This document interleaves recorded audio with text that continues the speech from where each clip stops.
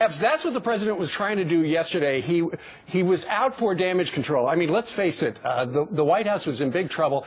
That lefty blog Politico yesterday even suggested that Doocy had turned on the President of the United States. And right now, Politico's webpage says Obama damage control. How'd he do? Did two decisive actions in one rapid-fire news night do the trick? We're talking about how he forced a guy to resign who ran the IRS, who was going to resign anywhere, in a temporary position. And they shot out a bunch of email as well that shows that the White House lied. How did he do? He went out and says, I got 3 ideas, steps to solve the problems. Number 1, let's fire Miller, who's going to leave after Memorial Day anyway.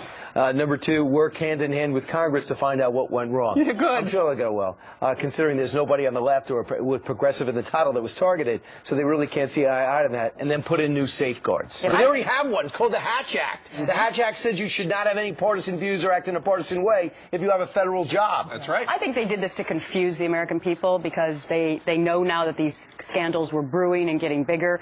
So they released the emails. And by the way, I don't think that those emails show that the White House was lying, Steve. I think that they on purpose released emails that take the White House out of the equation, that put the blame on the State Department and the CIA, and then they're hoping that the headline is just that, or would the headline be that the president took action on the IRS and fired somebody? I think it's a way of putting both those two stories out there to confuse not only journalists about what we should talk about the next day, because there's so much to talk about, or newspaper headlines. Which one are they going to choose? Jay Carney said things that were simply untrue in the past regarding Benghazi. He said, you know, the White House only made one suggestion, change one stylistic thing, change it from consulate to diplomatic facility or something like that, and some other things. And Stephen Hayes has done a great job. If you go to his column at weeklystandard.com, you can read about all the untruths that the administration has been pushing. And you're right, Gretch, absolutely. I mean, Hillary Clinton, it is very clear from what we see in these emails that were released,